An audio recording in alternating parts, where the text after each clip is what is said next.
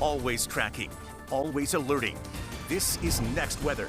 Next Weather meteorologist Nick Marianos joins us once more. Of course, we've been waiting for some rain, but it might bring lightning, and that's what it's doing, right? Yes, exactly. And we talked about that smoke plume that's going up just west of the hammocks, but the rest of our area did not really get much activity east of Pembroke Pines, east of Weston.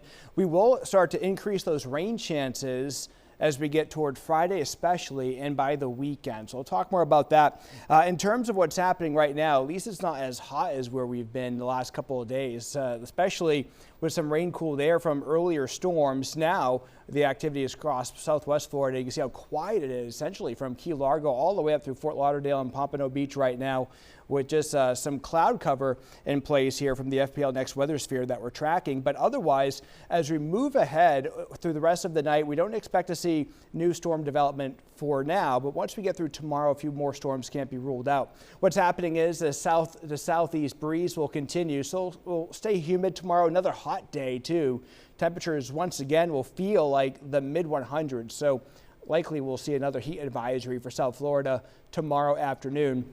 By 6 o'clock, you see a few leftover showers tomorrow. And then as we get toward Friday, we start to increase that moisture. So the coverage of storms on Friday will start to pick up, especially as we return more of a south to southwest breeze.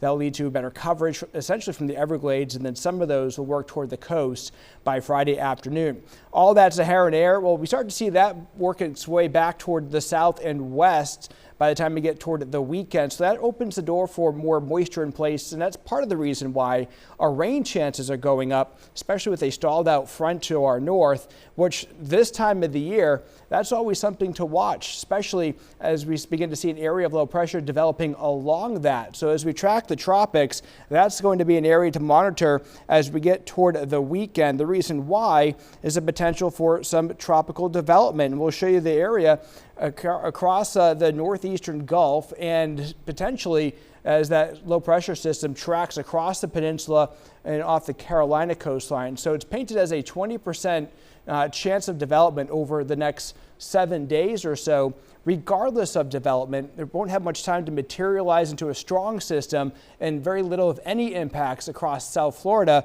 But what we could see is this system producing some much needed rainfall across parts of the peninsula. And regardless of development, looking at some heavy rainfall that will continue across parts of North Florida as that low pressure system tracks across the peninsula, perhaps several inches of rain across the Big Bend area as a result of that going in through the weekend and early next week. The timestamp here is on Monday, and it's not the only system that may have a chance of development over the next 7 days. All the way across the Atlantic, a tropical wave off the coast of Africa painted as a 10% chance of developing over the next week or so. So we'll certainly keep you posted on those happenings. Meanwhile, over the next several days here in South Florida, the heat continues. That's not changing, but the showers, the thunderstorms, that's going to pick up in coverage Friday into Saturday. I even think Sunday will have a decent chance of picking up some showers and thunderstorm coverage, and then the heat continuing and throughout much of next week.